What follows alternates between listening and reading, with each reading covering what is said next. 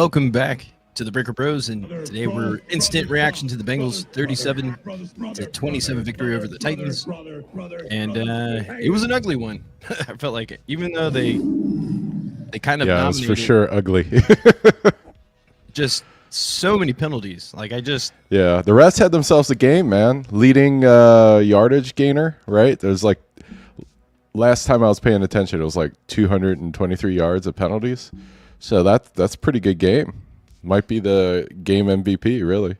I just feel like they have to call a passer interference on the Bengals like every week. They have to call it, or they just I guess they don't get paid because that passer interference they called on Cam Taylor-Britt was horrible. Yeah, but then they made it up with another pass interference that they called later. Yeah, on Murray. I mean, because it looked like he might have grabbed them, but he didn't. I mean, it's just. I mean, I like to complain about refs. It's been like a month since we've streamed, so I feel like I'm allowed to complain again. How about this, refs? Only call a penalty if you actually see the penalty. Don't throw a flag if it looks weird, because just because it looks weird doesn't mean that there was a penalty. And I feel like it's fair for me to complain because it wasn't even a penalty that they called on the Bengals. The penalty they called on the Titans. That wasn't pass interference. The guy didn't use his hand. He had it tucked, and he reached up, and they were like, oh, well, I didn't see that arm, so clearly he held with it. It's like, no. You know, it's I don't know, man. It makes the games unwatchable at some point, you know? Yeah, it was like every other play was either like a turnover or a penalty or like a touchdown. It was just... Yeah, that was a bad game with two poorly coached teams. And one team was just way more talented than the other. So bad. Like, I just can't believe they won 3 games. Well, let's not dwell on the negative. How about our guy Devondre Sweat, man? Yeah. That big man had some moves, man. I mean, luckily he didn't dominate the game because if he did, but I mean on that fumble return, did you see the moves he was putting on? He looked like he could run the ball a little bit. Nah, he's an athletic 6'4", 360-pounder. I mean, there's no way around it. I mean, it was like the probably should have, you know, like it's just, but McKinley Jackson, he had no, he looked good, but let's I want to say one more thing about Sweat. He looked like it just made me think of like the Indiana Jones with that boulder rolling down the thing towards him. He was just going down the field. That was nice. His arm Kappa looked pretty good. Yeah, like that. It's just funny looking. And then I was worried like no one was going to be able to tackle him because he's just so big moving. Yeah, fast. I know. Luckily, Mims is also like an elite big man. Is just like the only one on the field big enough to tackle him was Mims.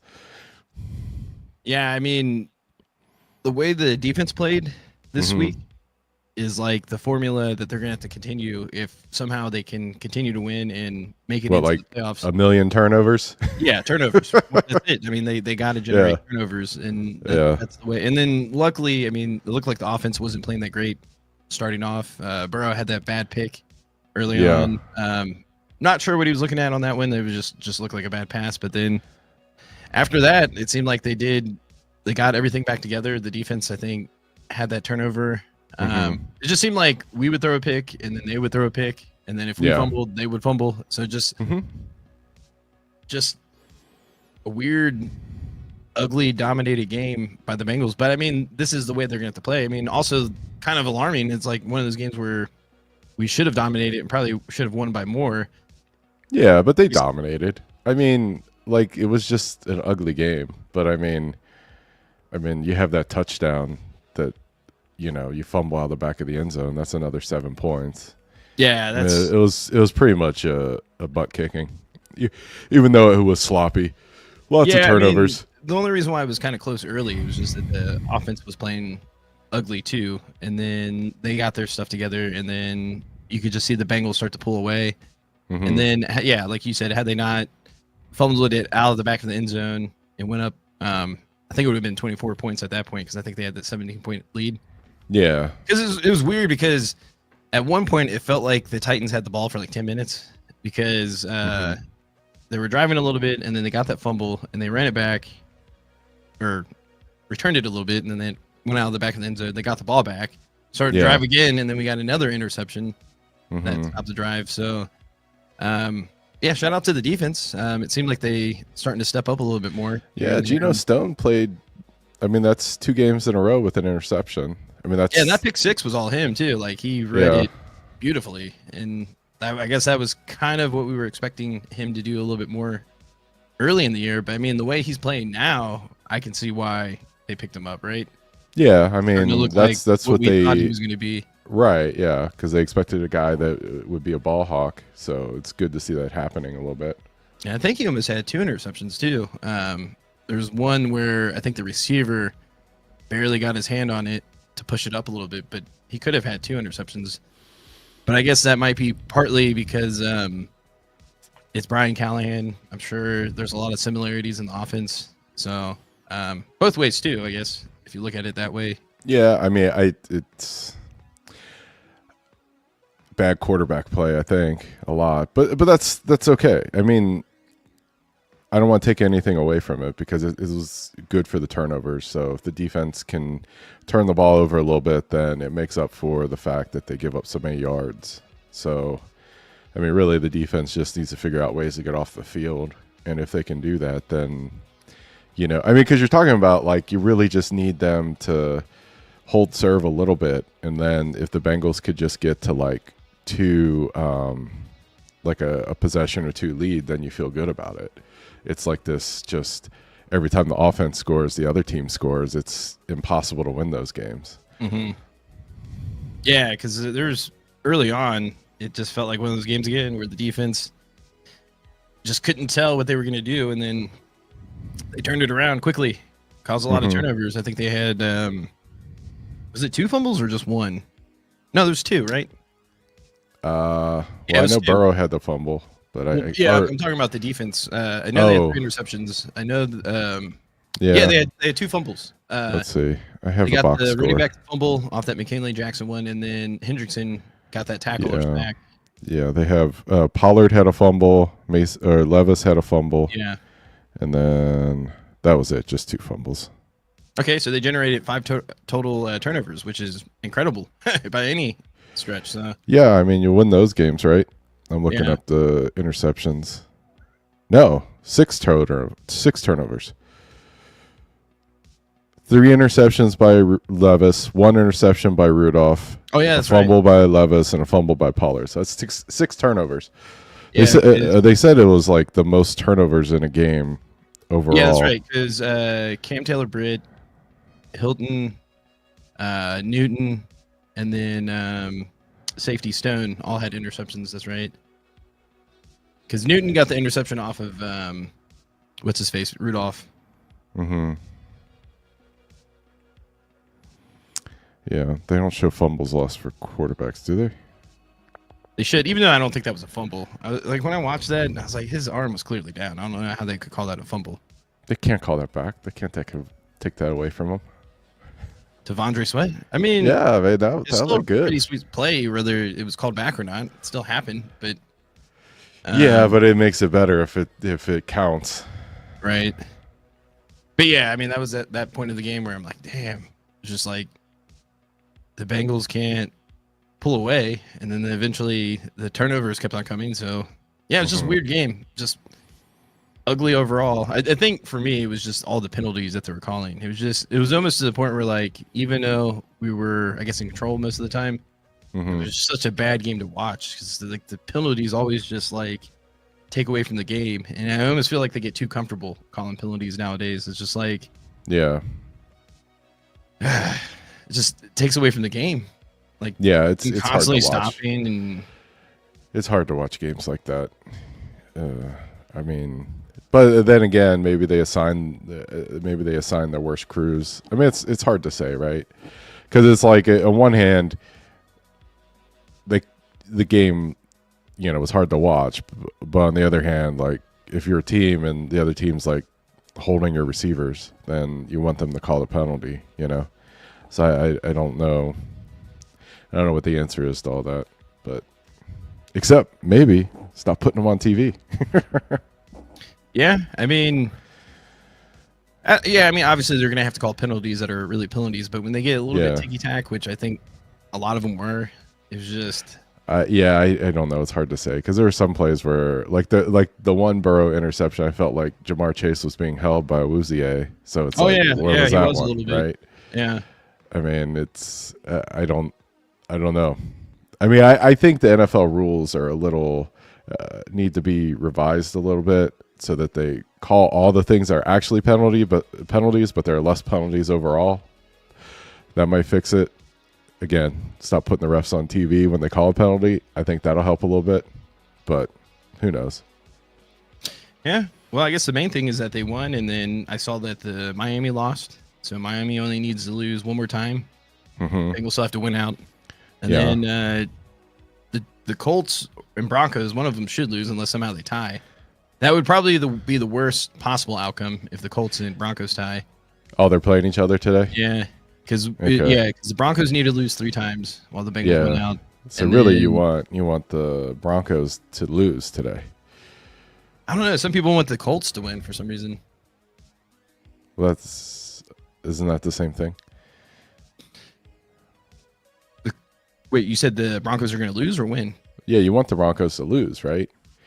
Because they need 3 losses, and the Colts only need 2 losses. So you prefer for the Broncos to lose today, because then you would be down to 2 losses each. Yeah. I guess what I was thinking was that some people wanted the Colts to lose because they have a little bit easier schedule down the road. I gotcha. If they somehow win, then with such an easy remaining schedule, they might make the playoffs. But I don't know. I don't think the Colts are like a solidified playoff team. I can still see them making a lot of mistakes and potentially losing to one of those crappy teams, I guess, or non-competitive teams. But yeah, no, it's just you got to continue to win out, and then I feel like it kind of puts everything else on edge for the rest of the season. Because like early on in that game, I was like, oh well, there goes the season. Like just the way they started out, I was like, oh my gosh. It was a tough beginning of the game. But luckily Brian Callahan is a lot like Zach Taylor. I want to say Zach Morris. What's up, Drew? At this point, I think I would rather keep losing and get a higher pick than make the wild card and get eviscerated by the Bills. I don't know. I mean, I guess I have 2 things about that. One is that don't most people complain about the Bengals drafting? So why would we want a higher pick if we're not that great of a drafter? I don't believe that. I'm just stating what I hear. Are you talking about me as people complain about how the Bengals draft? Well, you're one of them, but I also pay attention to Twitter. And I complain about the 3rd round receivers that don't do anything. Those are bad picks. That's one thing. And then the second thing is I don't think you want to play the Bengals in the playoffs. Yeah. Regardless of the record. Because I'm telling you, like, if they get to the playoffs, they're a different team, especially with Joe Burrow. And if I was the Bills, the Bengals would be the last team I would want to play in the playoffs, especially in the first round. Yeah. But I also see the point where, obviously if you're not going to make the playoffs, then you want the higher pick. I get that. But I feel like if the playoffs is in reach, you should still try to go for it. Because I think that's the mentality that you want. Keep fighting until it's completely over, and then... Yeah, I mean, it's like the... It's like the 76ers when they did the process of just tanking for picks. At some point, you got to just win games. So, well, yeah, it's a mentality thing. Like, if you just get used to losing or get okay with it, I just don't think that's good in the long run. And then you definitely are going to have to get rid of the coaching staff and switch everything around to... Oh, man. See, Drew's already in, like, draft pick mode. I don't even know who Abdul Carter is. Well, I can't wait to learn about him. Yeah. Give us a hint. What position? I feel like it's an edge. It has to be an edge guy, right? Come on, Penn State. Has to be. Yeah, I guess so. Yeah. Didn't they? They had 2 good defensive ends come out last year, right? I think we. Yeah, they did. I mean, I haven't heard anything about either of the guys though. I don't even remember where they went.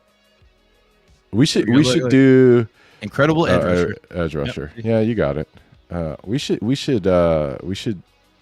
go through our the guys we liked from last year and see how they did. He was the B10 Defensive Player of the Year. Okay. Okay. Well, I only watch Big 12. I will say this though. It does seem like outside of Hendrickson, especially the last 2 or 3 weeks, it does feel like we're starting to get a little bit more pressure from other places. I know Osai. Yeah, Osai's been looking good. He didn't get a sack this week, but I think they said he had 3 sacks in a row. Yeah, but it looked like he was a little bit disruptive today, even if he didn't get a sack. Yeah, and BJ Hill got a sack today. McKinley Jackson looked good. Yeah. So, yeah, I mean, you know, it's hard to say. I mean, it's just like the point I was going to make about Brian Callahan is like it just feels like it feels like the Titans gave up on the run too soon, and that's very much like in the Zach Taylor coaching tree. It's like only run when you have to, and as soon as like it was like okay for them to not run, then they just stopped running. When it was just like if I were them, I would have ran like every single play. Yeah, while they had that lead. Success running the ball throughout the game, and they should have just ran it the entire time. Yeah. I mean, especially if you got Will Levis back there spraying pick sixes all over the place. It's like, why wouldn't you run it? Well, the last possession that they had, they started out, they threw it to Yoshi, who dropped the ball, and then they threw another pass that was bad, and they got into like a 3rd and 10. Didn't waste any time. I mean, they were still up by 17 points or whatever, but it was just like, what are you doing? Like in my head, like just start with the handoff, even though you know. Fundamental rule of coaching. Football is a timed game. So if you have a lead, all you have to do is get rid of the time. You don't have to keep scoring points. You just have to burn clock. Is there any sport that isn't timed? I guess golf. Oh no, I think. Yeah, golf's not timed. I think it is though. Like because you can't take as much time as you want. You only have a certain amount of times before you have to hit before you get a penalty. I think cricket is not timed. I don't know all the rules for cricket, but I know that like those games can go on forever, like literally days. So do you know who we play next? I don't know. I feel like it's either the Browns. I feel like it's the Browns. Let's see here. You looking it up? Yeah, the remaining schedule is at the Browns. Is that right? I thought we played there last week. No? I guess not. Yeah. It's home against the Browns, then home against the Broncos, right? And then away to the Steelers last game. Yeah, I kind of hope that the Steelers continue to win. That way they can just rest their their starters in week 17. Baseball isn't time besides to the throw and the pitch. Okay. Oh yeah, I forgot about baseball. Wait, baseball's a sport? No, I'm just kidding. Well, thank you. No. Baseball is definitely a sport. It's a mixture of a little bit of everything, I feel like. The only thing that it's not like compared to other sports is that you don't have like that nonstop action, like those sequences. There's a lot of like downtime. But that's a good point. That's a good one, Isaiah. But yeah, no, I don't know. I don't know if the Browns. I feel like that's going to be another weird close game just because it's a divisional game, and I feel like the Browns. Well, the Bengals are on their 3rd left tackle of the season, so hopefully we can get Ford back for the next game. Yeah, I guess he was sick. Because I mean, our left tackle had a hard time today with the speed rush, and you'd hate to see that guy out there against Myles Garrett. Yeah. I mean, they might get lucky in the sense that, because I feel like Garrett, he uses a lot of power moves too, and I feel like with the tackle that we had there, that I think his name is Cochran, I think he can probably handle that a little bit better than like what you said, the more of the like speed. The but I feel like Garrett is also fast. I mean, he'll just do the fast stuff. Yeah. And then when you get the guy like lunging all over the place because he's slow, then Myles Garrett will just pick him up and throw him down.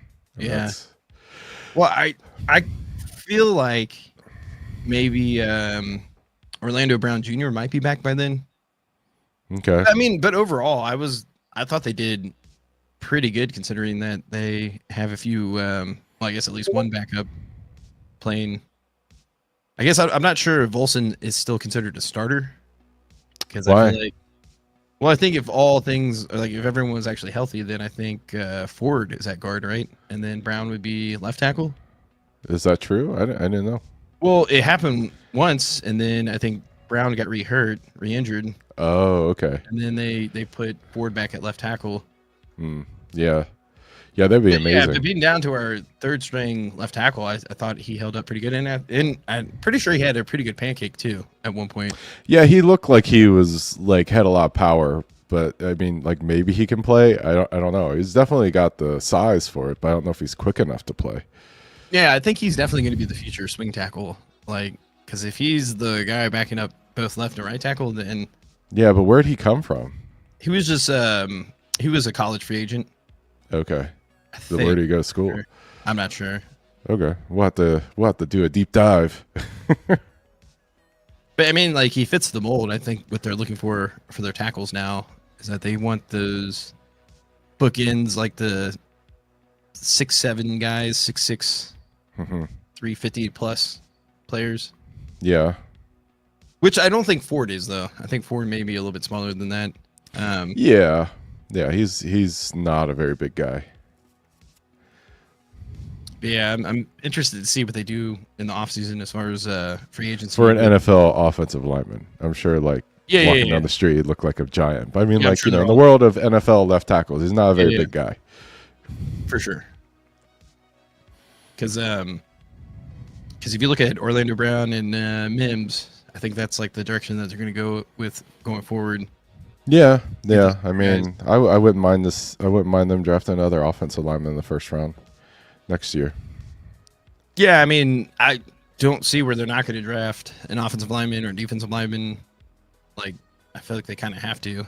Yeah, I mean, edge rusher would be nice, but I don't know if they'll. I mean, I don't think it'll be probably be in the teens, right? In drafting. I think they get another defensive tackle in the draft. Yeah, because I think you're better off drafting defensive tackles and trying to develop those, and then get the edge rushers that are kind of established, like the guy from the Giants.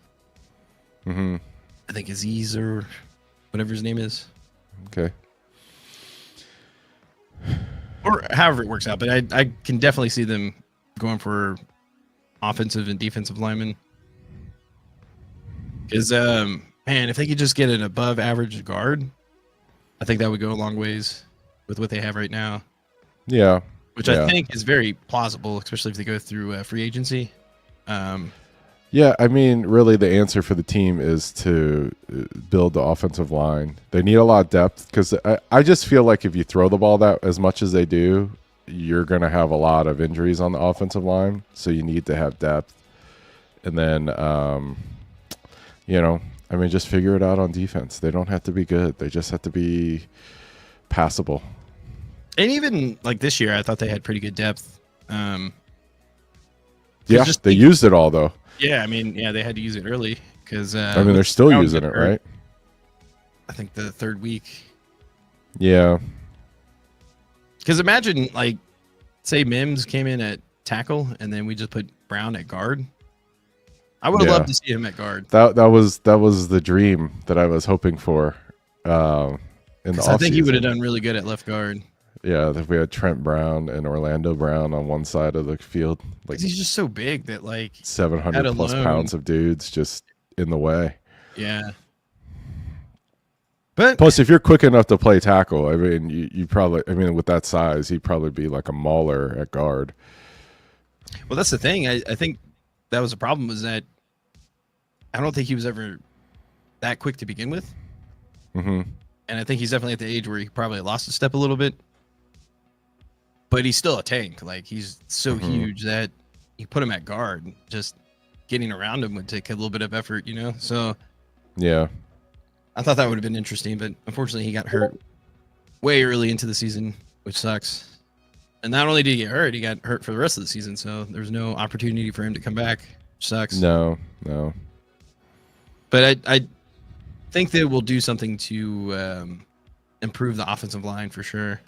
Because they pretty much have their starters as far as like left tackle, right tackle, center.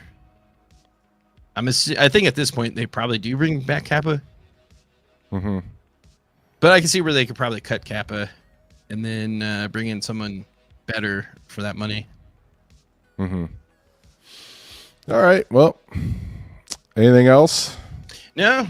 Just glad that they won. It's kind of ugly, but I guess on to Cleveland. Just on the Cleveland. Hopefully the right teams lose. They can sneak into the playoffs, upset the Bills, if they even do play the Bills. I saw that Patrick Mahomes got hurt. I don't know how serious it's going to be. Not that we want to see any injuries. The thing for me is that I want to see the Chiefs continue to play and not like rest their players towards the end of the season if they lock up number 1 seed. So I was hoping maybe they would lose to the Browns or to basically any game besides the last game of the week or last game of the season, to force them to play their starters against the Broncos. Yeah. But then again, I can kind of see where the Chiefs backups still beat the Broncos. I don't know, because Carson Wentz with what's his face, the coach Andy Reid. I think that would be pretty good. I mean, I think there's still going to be, I guess, possible where you can get injured or maybe throw a turnover, but I just think Andy Reid is a genius that he'll scheme it up to where they're just going to dink and dime them, and then they're just going to throw it over the top, catch them off guard, type of stuff. But all that matters is that the Bengals won, and hopefully they can keep it in this year with a 4-game winning streak. I guess it would be a 5-game winning streak, right? Yeah, 5-game winning streak. That'd be pretty nice. Yeah. All right. Well, I guess we'll call it a stream. All right.